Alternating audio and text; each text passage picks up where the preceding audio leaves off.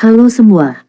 Apa kabar untuk hari ini? Semoga harimu selalu menyenangkan ya bro. Selamat datang di channel YouTube saya. Tolong dibantu subscribe, like dan share ya, supaya saya terus semangat bikin kontennya. Wakakakak. Soal 3 chapter 325. Chapter 325 melihat apa yang seharusnya tidak dilihat.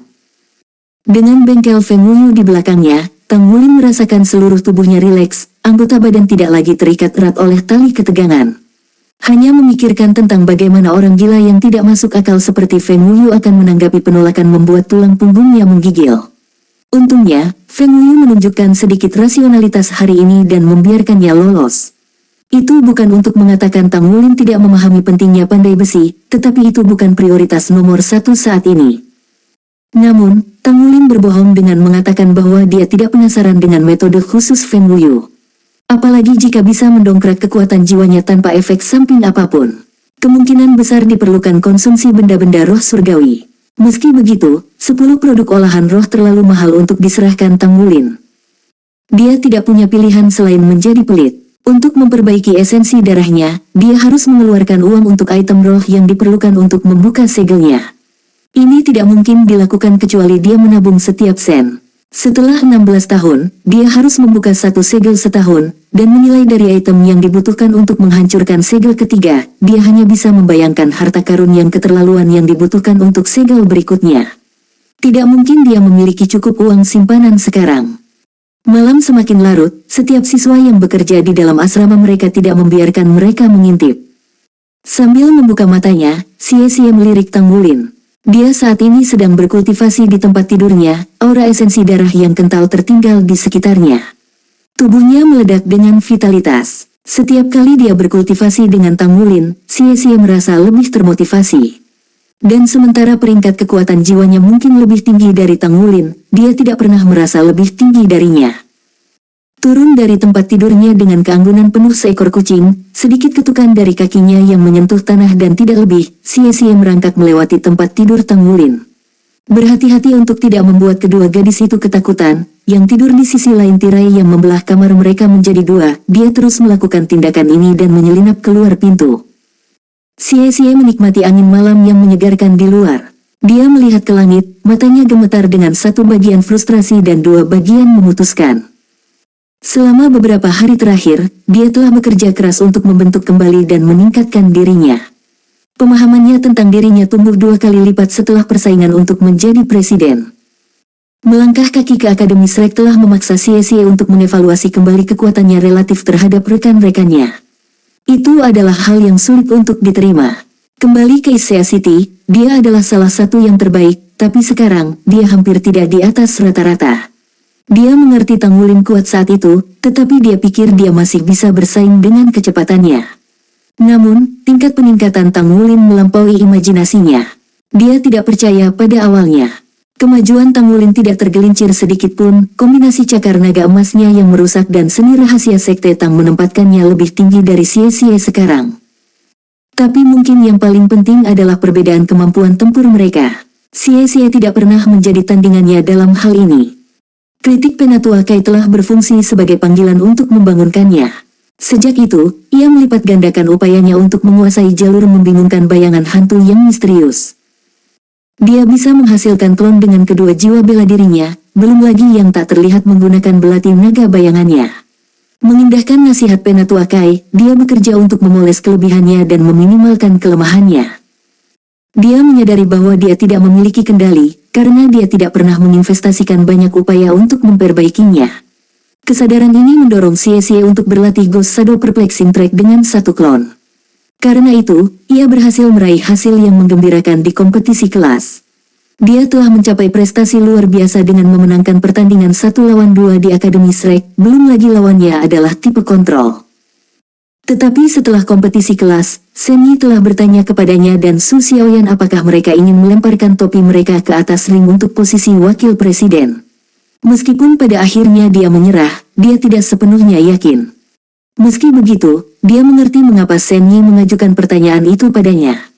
Dia tidak cukup kuat, bahkan dia tidak bisa menyangkal fakta ini. Selain itu, dia kurang percaya diri untuk mengisi posisi wakil presiden. Saat Xie mengingat adegan itu, dia tidak bisa membantu tetapi mengepalkan tinjunya. Selain itu, ada satu hal yang meninggalkan kesan mendalam pada dirinya, skill fusi self-soul Wuxi Duo. Sama seperti dia memiliki jiwa bela diri kembar, meskipun mereka tidak dianggap yang benar karena dia harus mendapatkan cincin jiwa masing-masing pada saat yang sama. Namun, karena belati naga cahaya dan belati naga bayangan sangat mirip, ada kemungkinan dia bisa melakukan keterampilan fusi jiwa diri juga. Ide ini telah menggerogoti Xie belakangan ini. Dengan kultivasinya saat ini dan karakteristik dari jiwa bela diri kembarnya, Xie yakin dia bisa naik ke peringkat pemuda jenius dengan keterampilan fusi jiwa diri di bawah ikat pinggangnya. Karena itu, dia telah memeras otaknya tentang bagaimana melakukan ini. Sayangnya, dia hanya menemukan sedikit kesuksesan. Tidak dapat fokus pada meditasi malam ini, Xie mencari udara segar. Angin malam yang sejuk membersihkan pikirannya dari kekacauan. Jika saya tidak bisa melakukannya sendiri, maka saya hanya perlu meminta bantuan Guru Wu. Mungkin dia akan punya ide tentang bagaimana memberi saya keterampilan fusi jiwa diri. Saat dia memikirkan semuanya, Xie berjalan-jalan di sekitar asrama. Jalan kaki membantu menenangkan pikirannya. Beberapa menit kemudian, dia melihat cahaya terang menyebar dari salah satu ruangan. Hah, bukankah seharusnya tidak ada orang yang tinggal di sana? Kenapa lampunya menyala? Tatapan Xie menajam. Dengan lembut mendorong dari tanah, dia menyelinap ke jendela kamar. Dia mengintip. Meskipun lampu di dalam ruangan menyala, tirai ditutup dan menghalangi pandangannya. Konon, dia bisa mendengar samar aliran air. Dia memanggil belati naga bayangannya. Selain membuat dirinya tidak terlihat, juga bisa menyembunyikan kehadirannya dan membungkam tindakannya. Dia menikamkan belati ke ambang jendela, memastikan tidak mengeluarkan suara, membukanya, dan mendorong tirai keluar. Kemudian matanya melebar dan rahangnya ternganga. Di dalam ruangan itu ada seorang gadis berkulit putih yang menyeka dirinya dengan handuk basah, rambut merah panjang menutupi punggungnya dan sedikit melengkung karena kelembapan. Dan dia benar-benar telanjang. Xie hanya bisa melihat profilnya dari posisinya, tapi lekuk tubuhnya tidak salah lagi. Ah, bukankah ini dia? Bahkan dengan hanya melihat sisi wajahnya, dia langsung mengenalinya. Gadis ini adalah pelayan berambut merah yang dia dan teman-temannya temui pada hari pertama mereka di Akademi Shrek. Gadis malaikat jatuh yang bertarung dengan Yue Zhenyu. Kenapa dia di sini sekarang? Mengapa dia hanya muncul sekarang jika dia adalah seorang siswa yang bekerja? Saat berusia 13 tahun, Xie baru saja terpapar pesona lawan jenis untuk pertama kalinya. Wajahnya menjadi hangat, rona merah menyebar di pipinya dan di sisi lehernya. Dia menelan ludah. Siapa di sana? Segera setelah teriakan itu terdengar, kabut hitam tebal menelan ruangan. Tidak baik, adrenalin mengalir melalui pembuluh darah Xie saat dia melesat ke belakang, mundur ke dalam bayang-bayang. Tapi sudah terlambat. Tak lama kemudian, dia menemukan dirinya di dunia yang gelap gulita, seluruh kegelapan mengelilinginya. Dia merasakan gelombang amarah dan kegilaan menyebar di udara ke arahnya, hampir nyata dalam intensitasnya. Dalam sekejap mata, jendela pecah berkeping-keping. Gadis itu melompat keluar dari lubang yang menganga dan mengejarnya dengan kekuatan penuh seekor singa. Terjebak dalam kegelapan, Xie hampir tidak bisa bergerak dengan kecepatan penuh. Rasanya seolah-olah dia berjalan dengan susah payah melalui rawa, kaki meluncur di sepanjang lumpur yang deras. Dia praktis bebek yang duduk. Berbekal tidak ada pilihan lain, dia membalikkan badan dan menyiapkan belati naga cahaya miliknya. Tapi sebuah ledakan membuat Xie terbang mundur di udara. Gadis berambut merah itu mendarat di tanah dengan wajah memerah dan matanya yang menawan menyala karena amarah. Di atasnya ada seragam Akademi Shrek. Kemarahannya semakin memuncak saat melihat si pengintip itu laki-laki.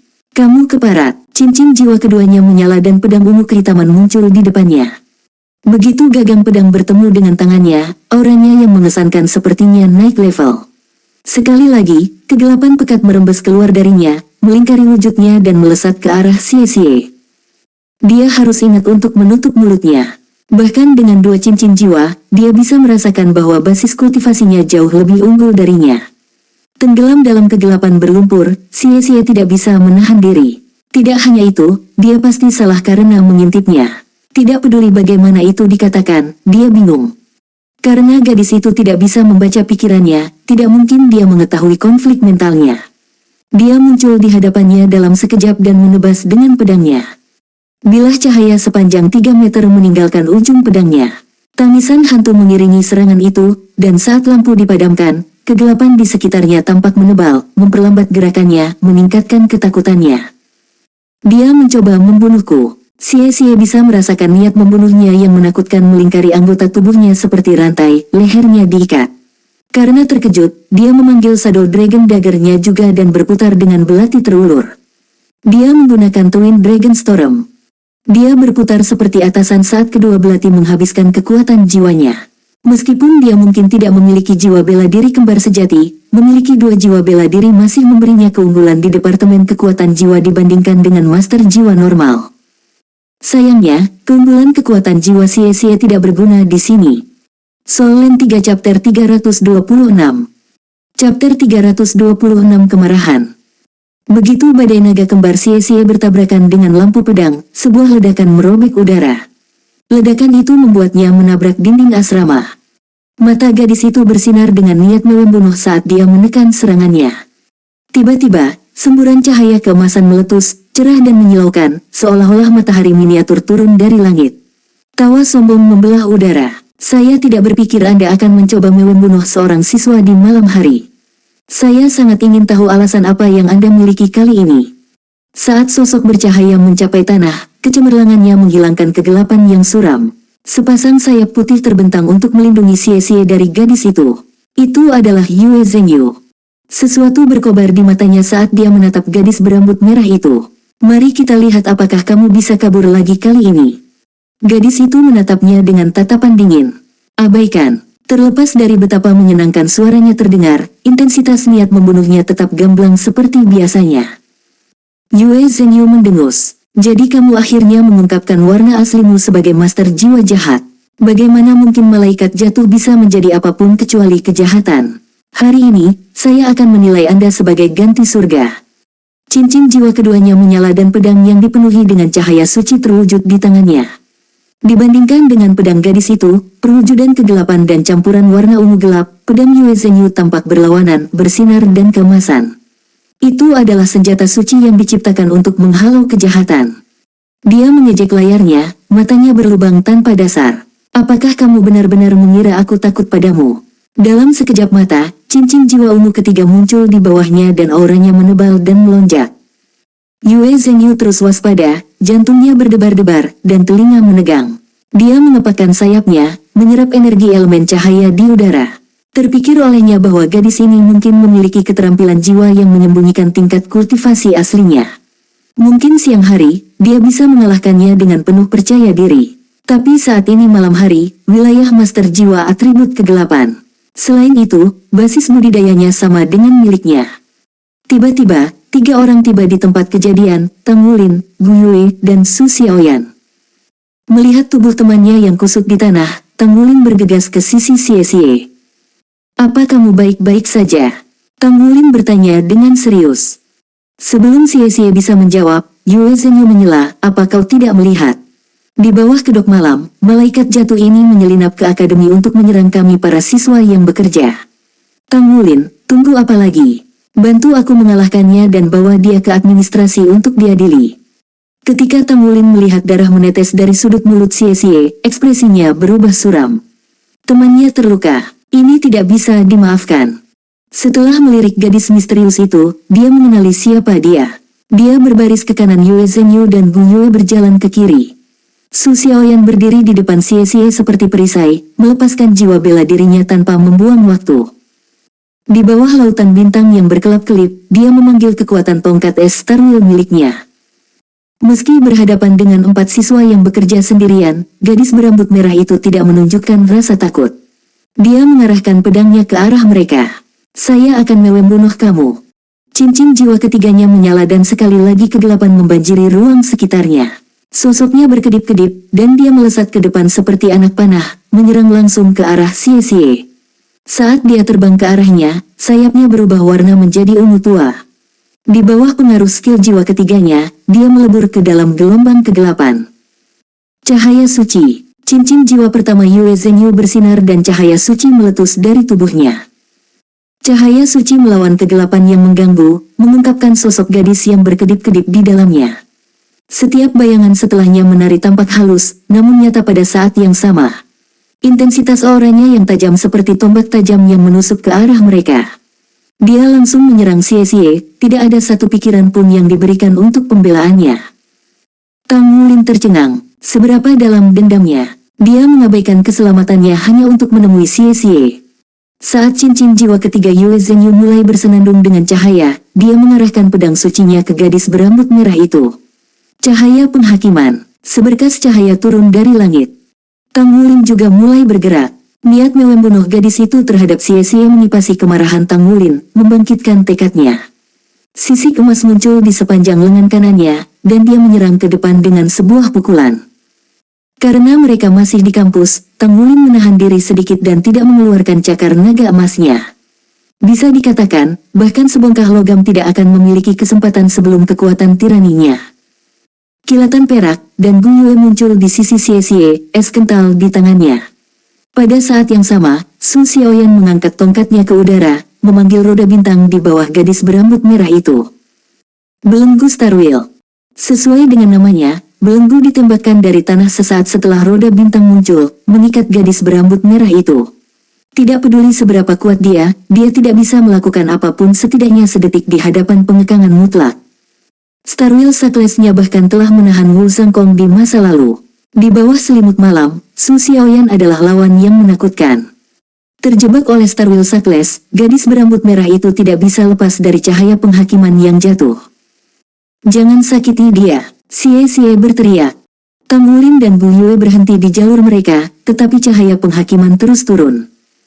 Ledakan gemuruh mengguncang tanah. Gelombang kejut dari ledakan tersebut menendang awan debu dan puing-puing dalam radius 5 meter, melemparkan Tang Wulin dan 3 lainnya menjauh dari zona ledakan. Jiwa bela diri malaikat suci benar-benar tangguh. Meskipun mungkin tidak sekuat macan putih neraka Wu Shiduo, itu tidak jauh. Dan Yue Zhenyu sepertinya masih memiliki kekuatan yang tersisa. Yang terpenting, dia hanya memiliki 3 cincin jiwa. Titik tumbukan sekarang adalah kawah hangus, asap mendesis dari permukaannya.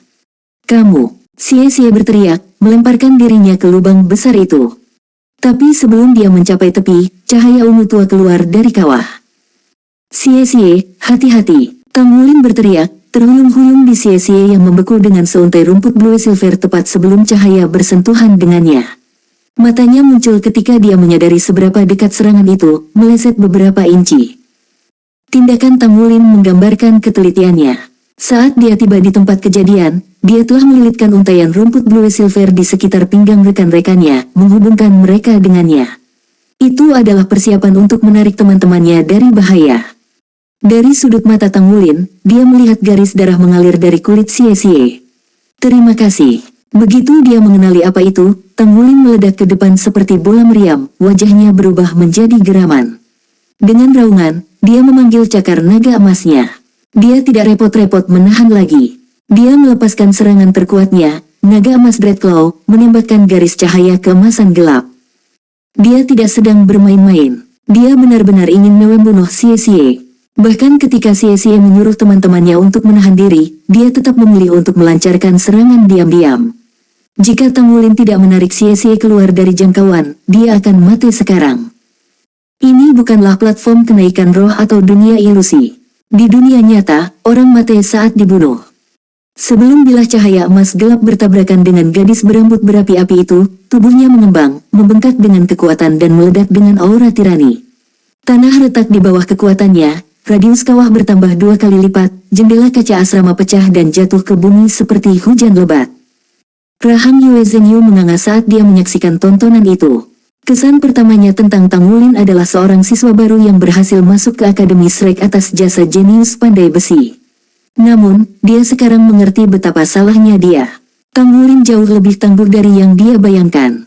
Bahkan dengan 3 cincin jiwanya, Yue Zhenyu merasakan hawa dingin di punggungnya ketika Tang Wulin melepaskan Golden Dragon Dreadclaw-nya. Meski begitu, gadis di kawah berhasil bertahan melawan kekuatan itu. Soul Land 3 Chapter 327. Chapter 327 Konsekuensi. Gadis berambut merah itu tidak terlihat. Titan setinggi 5 meter sekarang berdiri di tempatnya. Gadis itu telah mengambil bentuk baru yang jelas lebih kuat, namun darah menetes dari 5 luka panjang yang mengalir dari bahu kanannya ke lengannya. Tidak mungkin untuk keluar dari bentrokan dengan naga emas Dreadclaw Tang Wulin tanpa cedera.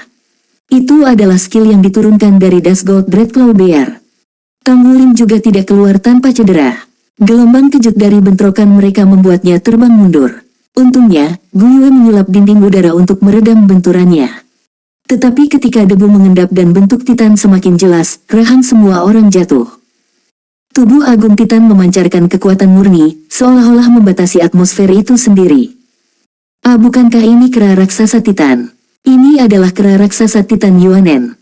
Apa yang sedang terjadi? Mengapa itu muncul di sini? Titan memelototi Xie dengan mata penuh amarah merah. Seolah-olah mereka hampir meledak. Di sebelah Tang Wulin, Guiyue mengerutkan kening, angin dan hujan berputar-putar di sekitarnya, melahirkan badai. Ke samping, Yue Zhenyu mengepakkan sayapnya dengan aura keagungan dan naik ke udara di mana dia menatapnya dengan waspada. Dia mengambil Light of Judgment dan serangan cakar Tang Wulin secara langsung, tetapi tidak ada satu goresan pun padanya. Dia bukan master jiwa jahat yang sederhana. Saat keraguan merayap ke dalam hatinya, kemarahan Tang Wulin menghilang. Apa kau Yuanen? Tiba-tiba, gelombang tekanan menyapu ruang di sekitarnya, menekan semua orang yang hadir. Yang pertama menderita adalah Yue Zhenyu, yang terlempar dari udara. Dia membanting wajah pertama ke tanah, sebuah kawah berbentuk manusia di bawahnya. Selanjutnya yang jatuh adalah Xie dan Su Xiaoyan. Dengan luka Xie dan tubuh lemah Su Xiaoyan, tidak ada yang bisa menahan banyak perlawanan. Untungnya, Tang Wulin telah menarik Guiyue ke dalam pelukannya saat gelombang tekanan muncul. Cincin jiwa emasnya muncul dan dia mengaktifkan tubuh naga emas. Esensi darah, kental dan kuat, membanjiri dirinya dalam upaya untuk memadamkan tekanan misterius. Meski begitu, dia bertahan tidak lebih dari 1 detik sebelum juga jatuh berlutut. Dibandingkan dengan yang lain, Yuanen bertahan paling lama. Dia mengeluarkan raungan pemberontak sebelum menjatuhkan diri ke posisi merangkak. Konon, dia menjulang di atas yang lain, nyala api yang pantang menyala di dalam matanya. Tapi hanya itu perlawanan yang bisa dia kerahkan. Di mata kekuatan ini, mereka hanyalah semut. 2 sosok berusia 30-an turun dari langit. 1 memegang 7 cincin jiwa yang berkilauan dan 6 lainnya. Mungkin yang paling mengejutkan dari semuanya adalah baju besi mereka yang bersinar. Armor pertempuran, itu pasti baju besi perang. Perbedaan kekuatan antara mereka dan Master Jiwa 6 atau 7 cincin, meski besar, tidak akan menekan para pemuda secara menyeluruh. Dominasi seperti itu dimungkinkan karena efek amplifikasi dari armor pertempuran. Dengan dilengkapi armor pertempuran, kekuatan pengguna akan meningkat sebanyak 2 level cincin jiwa. Dari desain rumit armor, mereka harus berada pada level 2 kata. Sekarang ini baju besi perang sejati. Apa yang terjadi di sini? Mengapa Anda para siswa yang bekerja berkelahi? Suara dingin Master Armor tempur 7 cincin itu seperti seember air dingin di atas kepala mereka. Melihat Xie yang terluka, dia mengangkat jarinya, menembakkan seberkas cahaya ke tubuhnya. Sesaat kemudian, dada Xie berhenti berdarah. Yue Zhenyu berjuang untuk bangkit dari tanah, wajahnya masih berdebu dan merah karena benturan. Pelaporan. Dengan lambaian tangannya, Master Armor tempur 7 cincin menghilangkan tekanan yang membebani para siswa. Berbicara. Yue Zhenyu menunjuk Yuanen tanpa ragu-ragu. Itu dia. Dia adalah Master Jiwa Jahat. Jiwa bela diri keduanya adalah malaikat jatuh. Dia menyusup ke asrama siswa kerja kami dan menyerang Xie di malam hari. Dia bahkan mengatakan dia akan membunuhnya. Ketika kami menemukan Xie dalam keadaan compang camping, kami bergegas untuk menaklukkannya dan akhirnya terlibat dalam pertempuran. Pelaku yang terhormat, tolong tangkap dia. Saya yakin Anda akan menemukan kebenaran dalam kata-kata saya setelah beberapa penyelidikan. Penegak 7 cincin itu menatap Yuanen dengan ragu. Apakah Anda Yuanen kelas 2? Tubuh Yuanen dengan cepat menyusut sampai dia sekali lagi menjadi gadis berambut merah yang tampak lembut. Karena perubahannya merusak seragamnya, membuatnya hancur berkeping-keping, yang dia miliki sekarang hanyalah setelan hitam ketat. Dia mengenakan jaket sebelum membalas tatapan dingin sang penegak hukum. Saya. Apa yang sedang terjadi? Sang penegak hukum menatapnya dengan ragu. Anda adalah presiden kelas 2. Mengapa Anda menyerang siswa lain? Tanya saja dia. Wajah Yuanen memerah saat dia menusuk jarinya ke arah Xie. Wajah Xie berkerut kesakitan saat dia berjuang untuk bangun. Sementara pendarahan mungkin telah berhenti, energi gelap pedang Yuanen masih menyerbu dan merusak meridiannya. Jika bukan karena atribut cahaya Light Dragon Daggers miliknya, kondisinya akan jauh lebih buruk. Dia menatap Yuanen, lidah lemas dan berat seperti timah. Mari kita dengarkan penjelasan mereka setelah kita kembali, kata penegak berdering 6 pada yang berdering 7. Baik. Setengah jam kemudian, semua orang yang terlibat dalam insiden itu berkumpul di kantor guru di gedung sekolah pelataran luar. Bersama mereka adalah Shen Yi, Wu Zhangkong, dan guru yang bertanggung jawab atas kelas 2, semuanya telah dipanggil secara langsung. Namun, tidak ada yang duduk. Satu-satunya orang yang duduk adalah kepala sekolah dari pelataran luar dan sesepuh paviliun Dewa Laut, Penatua Kai. Tang Wulin, Gu Yue, dan Su Xiaoyan berdiri dengan ekspresi aneh terlukis di wajah mereka. Karena seorang guru telah merawat luka Xie, dia bisa berdiri bersama teman-teman sekelasnya. Mungkin karena merasa menyesal, dia menundukkan kepalanya. Yuanen, mengenakan seragam sekolah yang baru diganti, berdiri di sisi lain ruangan dan memelototinya sepanjang waktu. Dia tampak seperti inkarnasi iblis yang bertekad untuk menghancurkannya. Yue Zhenyu memasang ekspresi paling aneh dari semuanya. Dia berada di sebelah Tang Wulin, wajahnya berkedut saat dia berjuang untuk menahan diri. Tetua Kai, situasinya sudah dijelaskan kepada kami. Pertempuran kali ini semua karena kesalahpahaman. Salah paham, kesalahpahaman yang diikuti oleh semua siswa yang bekerja.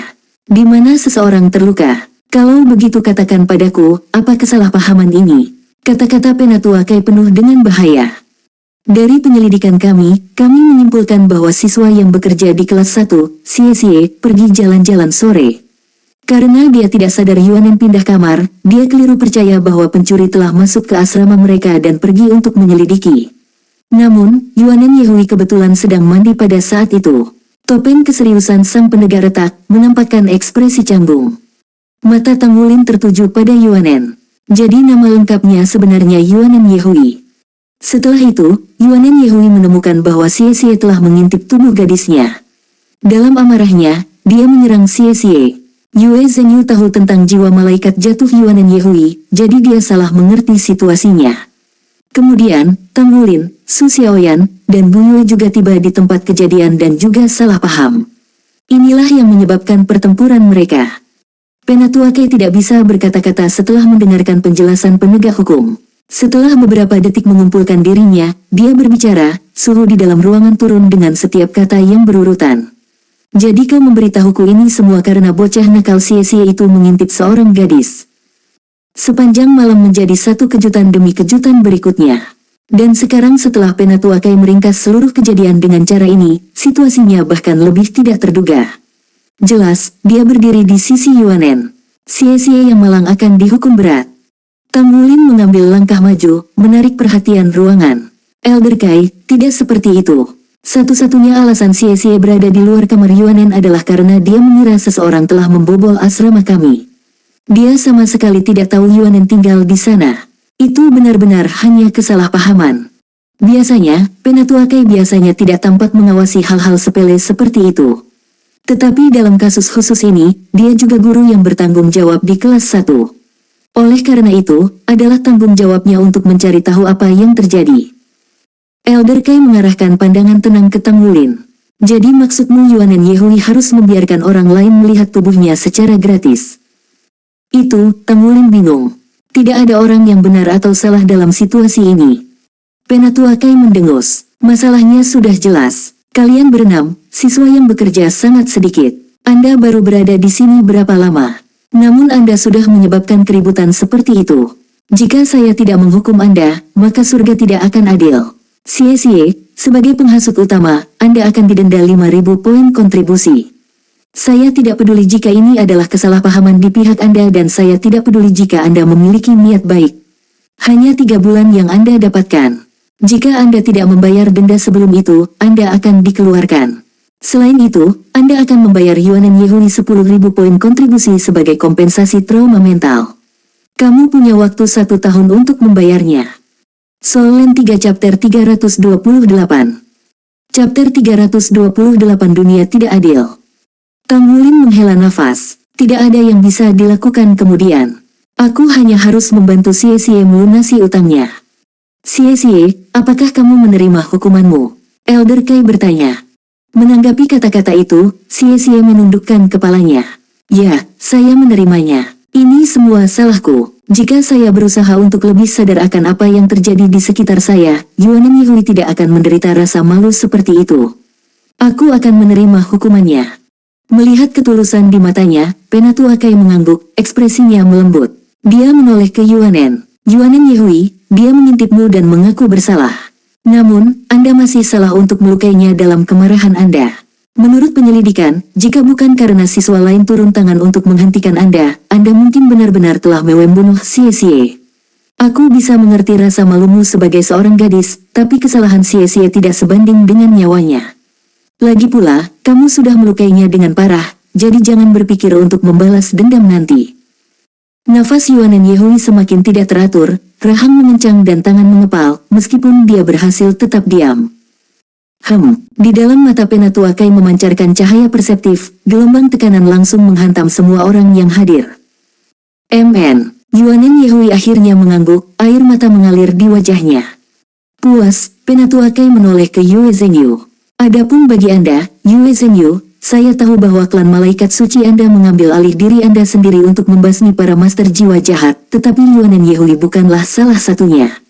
Dia memiliki jiwa bela diri kembar, dengan yang utama adalah kera raksasa Titan. Selain itu, Akademi bahkan telah menyelidikinya dan menilai bahwa dia bukanlah seorang guru jiwa jahat. Meskipun telah diperingatkan oleh penegak hukum sebelumnya, Anda memilih untuk bertindak secara independen terhadapnya. Karena Anda mengabaikan penilaian Akademi, kami tidak dapat memaafkan Anda atas tindakan Anda kali ini. Untuk hukuman Anda harus membersihkan Spirit Ice Plaza sendiri selama sebulan penuh. Selain itu, Anda akan membayar 5.000 poin kontribusi kepada Yuanen Yihui untuk trauma mentalnya, mengerti? Aku, Yue Zhenyu masih tidak percaya dia telah melakukan kesalahan dan enggan menerima hukuman. Namun, sebagai anggota klan malaikat suci, dia mengerti betapa menakutkannya Silver Moon Douluo.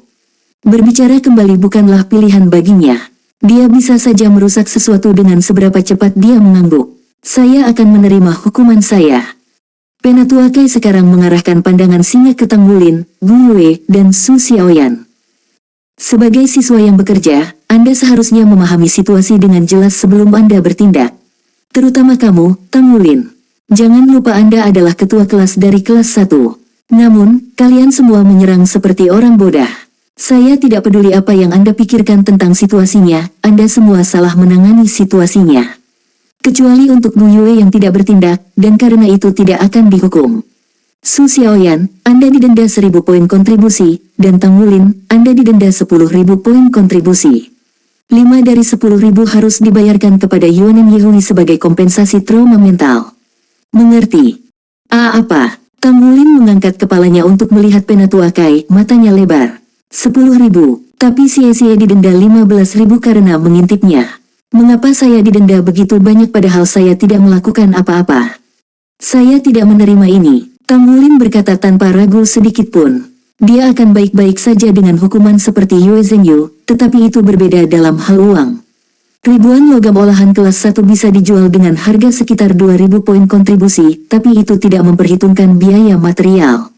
Mendapatkan logam untuk dipalsukan mengambil sebagian besar keuntungannya. Semua orang menatapnya dengan kaget saat kata-kata itu keluar dari mulutnya. Dia benar-benar berani berbicara kembali dengan Penatua Kai. Anda tidak menerima. 20.000, Elder Kai berkata dengan acuh tak acuh. Gu Yue melangkah maju. Ini tidak adil. Elder Kai mencibir. Anda semua harus mengingat ini, Anda berada di dunia nyata sekarang. Keadilan, konyol sekali. Jika Anda tidak memiliki kekuatan, bagaimana Anda bisa berpikir untuk berbicara tentang keadilan? Jika Anda adalah negara kecil dan negara tetangga yang lebih besar menyerang Anda, apakah Anda akan mengeluh kepada mereka tentang ketidakadilan tersebut? Apakah menurut Anda mereka akan meminta pasukannya mundur, atau melawan Anda dalam pertempuran 1 lawan 1? Kembalilah dan bicarakan dengan saya tentang bersikap adil ketika Anda memiliki kekuatan untuk berdiri di tempat yang sama dengan saya. Jika Anda masih tidak menerima ini, maka Anda bisa keluar saja. Penatua Kai bangkit dan menyerbu keluar, meninggalkan kata-kata ini di udara. Tang Wulin berdiri di sana, tercengang. Dia tidak tahu apakah harus tertawa atau menangis. Meskipun dia tidak mau mengakuinya, dia tahu Penatua Kai benar. Dia mencubit pahanya saat dia berjuang untuk menenangkan napasnya. Di dunia ini, keadilan tidak ada. Tidak, itu hanya bisa dicapai melalui fondasi kekuatan. Yang berkuasa membuat aturan, bukan yang lemah. Tapi dia tidak tahan memikirkan harus membayar 20.000 poin. Hukuman saya bahkan lebih buruk dari Xie. Siapa yang mencoba memprovokasi siapa di sini? Dipenuhi dengan kesedihan dan kemarahan, Tang Wulin membawa teman-temannya kembali ke kamar mereka. Tidak ada sedikit pun kegembiraan di wajah mereka. Saya minta maaf, Wulin, maaf aku membuatmu terjebak dalam hal ini. Biarkan saya menangani hukuman 20.000 poin Anda. Saya akan bekerja keras dan mendapatkan cukup poin untuk melunasi semuanya. Tang Wulin tertawa getir. Siapa yang kamu coba tipu? Itu berarti 20.000 poin. Bagaimanapun, kita bersaudara. Jangan menyebutkan hal seperti itu. Kami semua mengalami kerugian kali ini, jadi di masa depan, kami harus lebih berhati-hati. Dengan keterampilan pandai besi, Tang Wulin dapat menghasilkan uang paling banyak dari semuanya. Sebelum mereka pergi, Shen Yi telah memanggilnya dan membisikkan beberapa kata ke telinganya. Dia menasihatinya bahwa ketegasan Penatua Kai berasal dari gelarnya sebagai ketua kelas. Ketua kelas mewakili seluruh kelas ketika mereka berinteraksi dengan guru. Secara alami, status mereka tinggi di antara rekan-rekan mereka. Untuk alasan yang sama, ketua kelas dihukum lebih keras daripada siswa lain untuk kesalahan yang sama. Setelah Shen Yi menunjukkan ini, Tang Wulin memahami pentingnya posisi dan kesalahannya. Dia tahu sekarang bahwa tidak ada yang bisa dia lakukan selain menerima hukumannya. Xie memaksakan senyum. Ini salahku karena terlalu penasaran. Jika saya baru saja kembali dan bertanya kepada Anda, semua ini tidak akan terjadi. Saya masih perlu berterima kasih karena telah menyelamatkan saya. Jika bukan karena kalian, saya mungkin benar-benar telah ditebas oleh Yuan dan Yehui. Ngomong-ngomong, menurutmu kenapa dia menyembunyikan fakta bahwa dia perempuan? Saya pikir itu karena jiwa bela dirinya, kata Tang Wulin. Jiwa bela diri utamanya adalah kera raksasa Titan, dan mungkin memiliki banyak pengaruh terhadap tubuh seorang gadis. Mungkin dia takut orang-orang mengejeknya. Lalu ada jiwa bela diri malaikat jatuh, yang membuatnya mudah bagi orang lain untuk salah mengira dia sebagai master jiwa jahat. Jadi sepertinya dia menyembunyikan jenis kelaminnya untuk melindungi dirinya sendiri. Bagaimanapun, dia luar biasa. Kedua jiwa bela dirinya adalah eksistensi tingkat puncak. Tidak heran dia adalah perwakilan kelas untuk kelas 2. Saya tidak berpikir saya bisa melawannya sama sekali. Jadi bagaimana jika dia berubah menjadi kera raksasa Titan? Xie bergumam, itu hanya selama pertempuran. Bukankah dia masih sangat cantik di waktu lain? Mendengar kata-katanya yang berbisik, Tang Wulin mengangkat alis. Baik, tidak perlu berpikir keras tentang itu. Ayo tidur lebih awal. Sementara Tang Wulin tahu keadaan seperti apa yang dialami Yuan dan Yehui, dia memutuskan untuk tidak melihat lebih dalam. Akan tidak sopan untuk membongkar rahasia orang lain. Mempertimbangkan sifat tangguh dari jiwa bela dirinya dan bakatnya, yang bahkan melampaui Wu Shiduo, dia menganggap kemampuannya memiliki batasan tertentu. Jika bukan itu masalahnya, maka Tang Wulin tidak tahu apa-apa tentang mengapa jiwa bela diri keduanya juga tidak memiliki 3 cincin jiwa. Setelah naik ke tempat tidur, Tang Wulin melompat ke meditasi. Dia fokus pada kekuatan jiwa yang beredar ke seluruh tubuhnya melalui metode surga misterius. Dalam gantiannya terbentuk pusaran kekuatan jiwa, menyedot lebih banyak energi itu dan menyebarkannya di antara tubuhnya.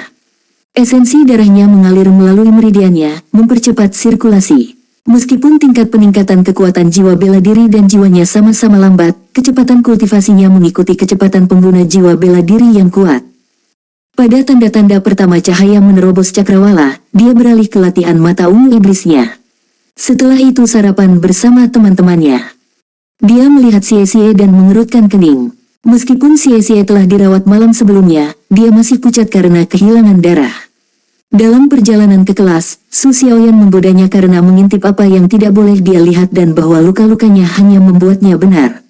Kemuraman menyelimuti Xie, membuatnya tampak seperti bayangan dari dirinya yang dulu. Seolah-olah dia membawa beban berat di hatinya. Ada apa, Xie? Apakah kamu masih memikirkan tentang apa yang terjadi kemarin? Tang Wulin mengikutnya dengan siku. Ya, Xie mengangkat kepalanya dan menatap langsung ke mata Tang Wulin. Ngulin, apa menurutmu aku bertingkah buruk kemarin? Seorang gadis jelas akan marah jika seseorang mengintipnya, kan? Kang Ngulin mengangkat bahu. Tentu saja, Anda melihatnya telanjang. Jadi, Anda harus segera mendapatkan cukup uang untuk mengimbanginya. Tapi hati-hati jika Anda bertemu dengannya lagi. Sama sekali tidak melakukan apapun untuk membuatnya marah. Dia benar-benar mencoba membunuhmu kemarin, kau tahu. Xie mengangguk dalam diam. Segera, keempatnya menemukan Wu Zhangkong menunggu mereka di ruang kuliah. Dia melanjutkan apa yang dia tinggalkan di pelajaran sebelumnya, menyelam ke dasar-dasar pembuatan mesya. Topik tersebut telah menggelitiknya sejak masa kanak-kanak, jadi dia mendengarkan dengan penuh perhatian, menikmati istirahat sebelum memikirkan hutangnya yang membengkak lagi.